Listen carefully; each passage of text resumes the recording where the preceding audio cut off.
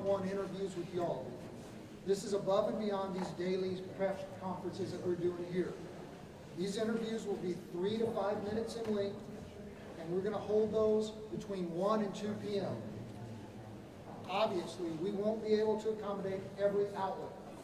If you're an affiliate, we ask that you coordinate among your colleagues from your network. You can request interviews by emailing our Joint Information Center at JIC at kerrvilletx.gov. That's JIC at kerrvilletx.gov. And I'll repeat that again in just a minute. Our unified PIO team will confirm your interview, your time, and who you're going to be able to interview at least an hour in advance. You're welcome to request specific leadership, such as the sheriff, the city manager. However, due to the fluid nature of response and the quantity of requests that we're likely to get, we cannot commit to honoring 100% your requested interviewees. Footage. Our joint BIO team will be in the field today, and we're going to be collecting images and B-roll of response and recovery efforts. As soon as it can be made available, a link will be emailed from our JIT email address for you to download material for your own use. Contact information. If you signed in yesterday and provided us with your contact information, you should be part of our media list and should have received a confirmation email last night. If you did not get on that list and you want to be part of our media list, please email JIC at kerrvilletx.gov. That is JIC at KERRVILLETX.gov. I'm going to try and find out about when we're expected to start. Hopefully it'll be shortly. Thank you all.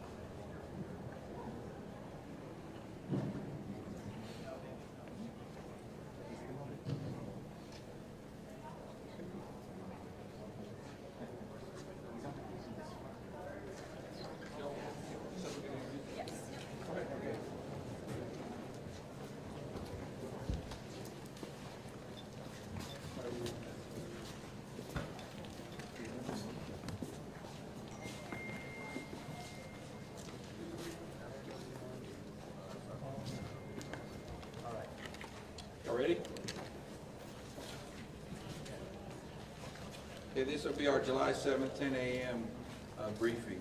Search and rescue operations are ongoing throughout Kirk County. We're using assets from local, state, and national first responders. Hundreds of trained first responders are working every aspect of this emergency. As of 8:30 this morning, we've recovered 75 deceased bodies here in Kirk County, including 48 adults and 27 children. Of this 48 adults and 27 children, 15 adults and 9 children are pending identification. At present, there are 10 campers from Camp Mystic unaccounted for and 1 counselor. We continue to offer our condolences to those affected. Reuniting the families remain our top priority here on this operation. Please note that Highway 39 of Old Ingram Loop remains closed to the public. Other than those who live in that area would not be allowed out there. I will now turn it over to Senator Cruz. City Manager Dalton Rice. Good morning, Dalton Rice, the city manager for the city of Kerrville. As everybody knows, we are working in conjunction with the city under a unified command response and again, a lot of devastation. Our hearts go out to the families and the victims. We want to continue to work together as a community. We love the media support on this to be able to communicate that message, communicate family, communicate togetherness, and we really appreciate all the support in helping us be able to do that. Search and rescue as the sheriff said, search and rescue operations will continue today from Hunt in North Kerr County all the way to Canyon Lake in Comal County. Now, we're only focused on the Kerr County side, but we wanted to talk about that because for a linear from Hunt all the way to Comal County in a straight line distance is over 100 kilometers. This is a massive field that is happening, and again, this is unprecedented flood events. So we are still currently in the primary search phase, which is the rapid one. They are running it, we have different segments that are gridded out. Each one of those segments are taking anywhere between an hour to 3 hours, up to 2 kilometers for each segment. So what that means is they're running into a lot of technical challenges with terrain, with water, even potentially, with weather, in the rising fields. We've talked about this before. Volunteers stay out of the way because if we start getting weather reports and all the other complications that are out there, we then have to pull off of those search and rescue missions to be able to communicate to those volunteers to get off, to make sure that they don't become victims themselves. Those operations involve 19 different local and state agencies, in addition to conducting primary and secondary searches. They will be conducting welfare checks on areas in North Kerr County impacted by power outages. And when we say search and rescue operations, that is boat, walking, on the ground, dogs, drones. Again, keep personal drones out of the air. Helicopters. We do have other assets that are continuing to search as well. As of present, KPUB, which is the Kerrville Public Utility Board, is reporting continued power outages between Hunt and Ingram along the South Fork of the Guadalupe River in Hunt. In the South Fork area, there are approximately 40 down power lines and significant infrastructure damage. KPUB has brought in additional utility personnel to help with restoration, but it's not possible at this time when the power is going to be restored. There are some substations along with those power lines that we are still trying to get access to just from debris buildup or them being completely wiped out. So we do not have an estimated time on when those are going to be fixed. We continue to have substantial number of requests for volunteers, as I said before, and donation opportunities. We are asking those who want to volunteer to contact the Salvation Army in Kerrville by phone at 830-465-4797 or in person at 855 Hayes Street in Kerrville. Monetary donations can be made on the Community Foundation of the Texas Hill Country's website at www.communityfoundation.net. They have a Kerr County Relief Fund set up on that site. And I will now turn it over to the Mayor, Joe Herring. Thank you for being here. I need to tell my community and those families who are waiting, this will be a rough week. Primary search continues, and we remain hopeful every foot, every mile, every bend of the river. Our work continues. You need to know that we have been blessed with help from the community, from the state, and the nation.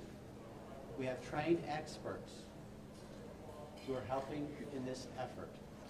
If you want to volunteer, it is important that you contact Kerrville Salvation Army and register. Dalton gave that number, but I'm going to give it again. 830-465-4797. We need focused and coordinated volunteers, not random people just showing up and doing what they do. We need to work together. As Dalton said, donations have been flowing in from around the world to the Community Foundation. Again, that website is communityfoundation.net.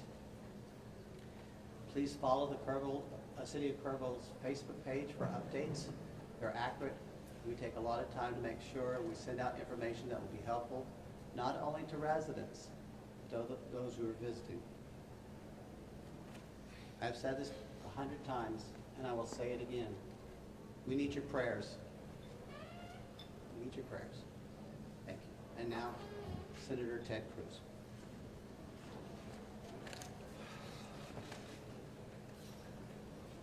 Texas is grieving right now. The pain, the shock of what has transpired these last few days has broken the heart of our state. As of yesterday, the confirmed death toll was 82, and those numbers are continuing to go up. The children, the little girls who were lost at Camp Mystic. It's every parent's nightmare. Every mom and dad. Last week, we were picking up our daughter from camp here in Hunt. Our girls have gone to camp here for a decade. The Hill Country is an incredible part of Texas, part of the country.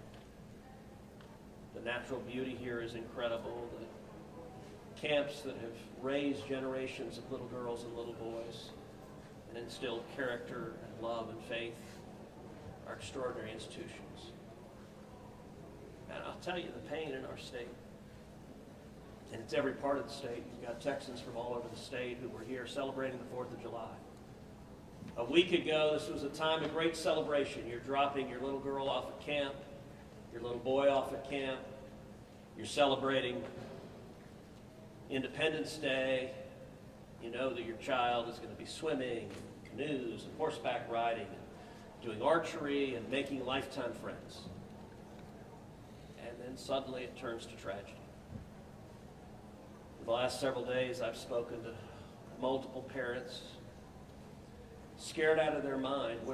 Do you know anything? Where is my daughter? There's still 10 girls and 1 counselor from Camp Mystic that are unaccounted for. And the pain and agony of not knowing your child's whereabouts, it's the worst thing imagined. But I want to say, in the face of all of this, it is simultaneously inspiring.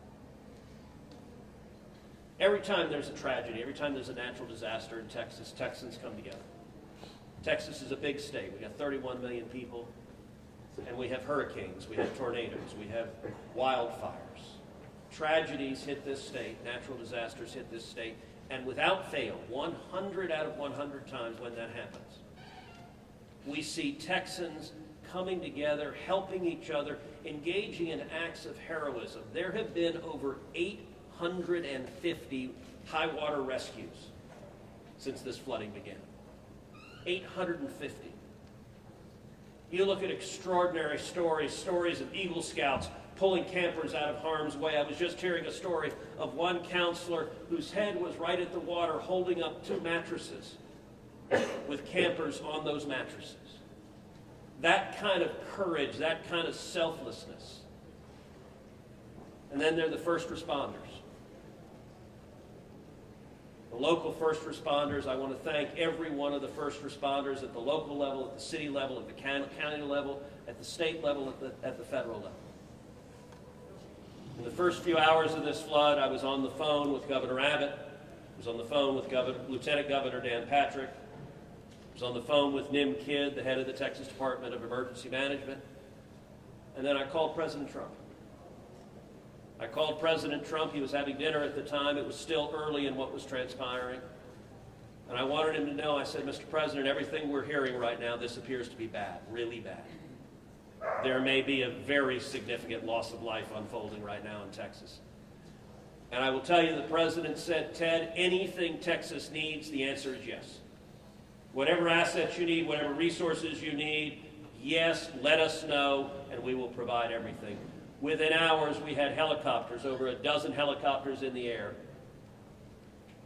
National Guard, DPS, game wardens, Coast Guard, doing search and rescue, reaching down. We've all seen the videos of little girls being pulled up, hoisted out of harm's way. Incredible courage and heroism. Search and rescue is the first stage. But the process of coming together and rebuilding is going to take longer. And I will say to all the grieving families, to all of those who've gotten the worst news imaginable, that your little girl, she's gone. I will say for many of us, those are friends and neighbors who've lost children. Got multiple kids who go to school with my girls.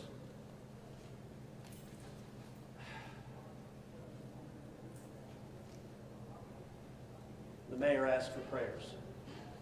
And I want to say thank you to the millions of Texans, to the millions of Americans, to the millions of people all over the world right now who are praying for Texas and praying for those parents. Going through this grief, it is going to take love, it is going to take friends and family embracing and hugging and holding them while they weep. And it's going to take the church. With every disaster, one of the things we see here in Texas is the church steps up and the church helps and the church feeds and clothes and comforts. This morning I met with a group of chaplains who've been going through the incredibly difficult process of talking to mom and dad after mom and dad who just lost the most precious person they ever knew. And those chaplains are just trying to love them and show God's love. So I want to say we will come through this. To those in the midst of grief right now, that might seem hard to fathom. But Texas will come through this. And I just want to say thank you. I want to say thank you to these gentlemen here who are working. They are not sleeping. They are working every day. Thank you to the families. Thank you to the Salvation Army. Thank you to everyone who is just reaching out and saying, how can I help? We will come through this, and we'll come through this together. Thank you. And now we'll take questions. Senator, you talked about how you know kids here, how you've taken your own kids to camp. Was it ever communicated to you that there was a need, that it was a priority to have a warning system so people had a chance to escape something like this? Well, listen, I think anytime you're dealing with major rivers, there's a risk of flooding, and there's always been a risk of flooding, particularly on the Guadalupe River. I will say, in the wake of every tragedy, there are things that are predictable. One of the things that's predictable is that you see some people engaging in, I think, partisan games and trying to blame their political opponents for a natural disaster. And you see that with the hurricane, with the tornado, with the wildfire, with this flooding, where people immediately say, well, the hurricane is Donald Trump's fault.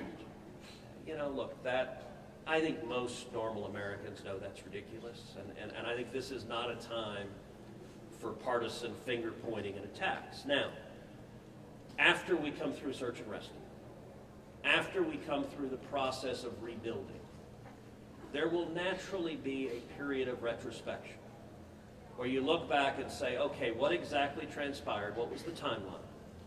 And what could have been done differently to prevent this loss of life? And that's a natural process. I think it should not happen in a bitter and partisan sense, but it should happen in a reasonable sense of saying, what lessons can we learn? And I will give an example. You know, Houston's my hometown. If you live on the Gulf Coast, we get hurricanes. That's part of living on the Gulf Coast as hurricanes hit. And I do think Texas as a whole has learned over time how to deal more effectively with hurricanes. And so you look here, we know the National Weather Service put out an emergency warning just after 1 a.m. and a second emergency warning just after 4 a.m.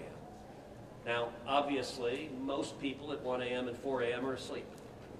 And so I think we will have a reasonable conversation about, A, are there any ways to have earlier detection? And some of that, the limits of a flash flood, they're very difficult because they can arise so quickly. But everyone would agree in hindsight, if we could go back and do it again, we would evacuate particularly those in the most vulnerable areas, the young children in the cabins closest to the water. We would remove them and get them to higher ground if we could go back and do it again. Obviously, everyone would. The people in RVs by the river's edge. We know in disasters like this, RVs and mobile homes are particularly susceptible, whether a flood or a hurricane or a tornado, they're particularly susceptible to that. And so my hope is, in time, we will learn some lessons to implement to next time, and there will be another flood, there will be another disaster. But next time there's a flood, I hope we have in place processes to remove especially the most vulnerable from harm's way. But I think that's going to be a process that will take a careful examination of what happened and how can we implement processes better in the future to prevent this same loss of life. Senator, there were claims that the National Weather Service sent that first flash flood warning that should have alerted phones at 1:14 in the morning. But we have a federal public database maintained by PBS Warn, that says the first emergency alert wirelessly here in this area to Kirk County was not until after 9 a.m. That was more than 4 hours after the severe flooding had come to this area. Did you know that? Have you seen that? And what's your response, knowing the state and cuts to NWS in recent months by this administration? So I don't know the source for what you're saying. All of the public reporting I've seen is that there were two alerts that went out, one just after 1 a.m., one after 4 a.m. You know, I can tell you, I talked about the partisan finger pointing. I think there have been some eager to point at the National Weather Service and say cuts there led to a lack of warning. I think that's contradicted by the facts. And if you look at the facts in particular, number one, that these warnings went out hours before the flood became a true emergency level. But number two, the National Weather Service here, New Braunfels is where they were headquartered. They had additional manpower. In fact, they had 3 additional people working that night, anticipating that it was going to be a very dangerous weather situation. I also think it's worth noting that the National Weather Service Union, which has been very critical of the DOJ cuts, has publicly said that they don't believe that the reduction in staffing had any impact whatsoever on their ability to warn of this event. And so, look, I think it is reasonable over time to engage in a retrospective and say at every level what could have been done better, because all of us would want to prevent this horrific loss of life. But I think just immediately trying to use it for either side to attack their political opponents, I think that's cynical and not the right approach, particularly at a time when we're dealing with a crisis and we're dealing with grief. But does this make you question whether there should be cuts at the National Weather Service and FEMA? I know you've been supportive of FEMA. Look, I am very supportive of FEMA. I'm very supportive of the National Weather Service. They both perform essential roles, and I think it is critical in every federal agency, particularly when you're dealing with public safety, that we make sure that critical roles are maintained. That's a longer and broader discussion, but as I said, everything from the public evidence indicates that was not a contributing factor to what Is occurred. it possible to get Dalton in just to talk about that and what the National Weather Service alerts? Because there were escalating forecasts throughout the day from the National Weather Service. What did the emergency managers of the county and other local officials do with that information? Starting at 1:15 and onward, where you had the dire river forecast at 6:30, were emergency managers doing anything to put these processes in place to warn people on the river? So overall, we were preparing for the July 4th, weekend. So we had National EMR on site. We were, basically stood up kind of an incident command post, if you will, to prepare for that event. So most everybody was kind of up, looking at weather. We looked at the weather before. When you looked at the National Weather Service, flood map, it spanned all the way from the west side of Texas, with Kirk County kind of being in that upper northeast corner of it. And so everybody, including the National Weather Service, was looking at where's the rain going to hit. We know it's somewhere in here, but with rain, especially when you're dealing with terrain, you got to figure out. Sometimes you don't know until it falls. So once it starts falling, then you got to figure out, okay, how's the watershed going to do this? How's the science going to work? And when you have that north and south fork that we had talked about before, it all converged into one. We do know that a lot of the camps were looking at this just as much as as everybody was. With the rainfall percentages, even the National Weather Service had looked at, and don't quote me on the numbers, but it was anywhere between 1 to 7 inches. We got significantly over that. And again, when it goes into very congregated areas and how that watershed shifts into the rivers, that impacts things. And so the camps, obviously, we've heard stories where campers were getting up. They were up at 3:30 in the morning. They were trying to move to higher ground. That's the head. And the other interesting part of the terrain, when we talked to UGRA folks as well, this is the headwaters of the Guadalupe. This is the beginning. This is where everything forms when it comes into the North and South Fork. And so as those things develop, it develops very rapidly, very quickly, and this rose very quickly in a very short amount of time. And so those campers that were able to do that, it worked. There's been the other question, I'll just give this one out. Evacuations. Well, why don't we evacuate? Well, evacuation is a delicate balance, because if you evacuate too late, you then risk putting buses, or cars or vehicles or campers on roads into low water areas trying to get them out, which then can make it even more challenging, because these flash floods happen very quickly as well. And so we saw that in 1987, but was there any discussion to evacuate earlier when it wasn't too late? Was there any discussion about that among the officials? Sorry, repeat your question. Was there any discussion to evacuate or activate any emergency plans before it was too late, where it would be very dangerous like that? Well, so again, just like disasters in Texas everywhere, it's very tough to make those calls, because what we also don't want to do is cry wolf. We don't want to make sure that we activate it at the right time. It is very difficult, very challenging, especially with this. We're looking at 100 kilometers, right? That's a big straight line distance. That's not even along the river. These areas take a lot of time to get out to. So even when first responders were on the ground at 3:30 in the morning, and we had reports, we had first responders that were getting swept away, actually responding to the first areas of rainfall. That's how quick it happened. First responders who have experience, who are Swiftwater qualified, were driving to as soon as the rain started falling, were driving to these areas, and one of them got swept off the road. So what else have been Was there any One last indication- question, was there any everybody, one last indication question. between 1 and 4 a.m. from local law enforcement to the camp saying, I know you can't get buses in an hour, but was there anyone telling the camp between 1 and 4 a.m., you need to get the girls to higher ground, at the very least, even if they have to walk up there in the rain, as many of them actually ended up doing? Was there any communication from local law enforcement to anyone at that camp between 1 and 4 a.m.? That I don't know off the top of my head. What I do know, though, is there's 55,000 people in Kirk County. Kirk County is a massive, massive area. From here to those camps is 45 minutes on a good day. And so, obviously one of the big challenges that we have, even when you have cell service, a lot of those areas don't even have cell service. Radio communications towers, radio towers within the hill country becomes very challenging. So there's a lot of areas, especially when weather comes in, where cellular towers are down or you already have bad service. So there's a lot of factors that play and a lot of variables in there on communication that, again, I think as we work through this process, we know everybody has a lot of questions regarding what are the next steps and what's next. And I think all of these things, these are all great questions. And as we continue search and rescue and as we continue to move to the next step, we definitely want to dive in and look at all of those things, from cell service tower to radio communications, or emergency alerting. Any of those things, I think we all really need to take a look at and review. And we're looking forward to doing that once we can get the search and rescue and stuff. In regards to the total number of, before I say anything else, I just want to say thank you to you, all the first responders, everyone involved. We've been praying. Thank you. We've been praying. The media's been praying. Thank you guys for doing that. I've got two questions. One for you, trying to get an accurate count on number of missing. I know you can't. I know we don't know we don't know what we don't know. Yes. But do we know a rough idea on total estimates that are still missing overall throughout the county? And then one other follow-up, this may be for Senator Cruz. A lot of speculations being made about this being somehow man involved with the weather modification, with some of the rainmaker technology, working with farmland.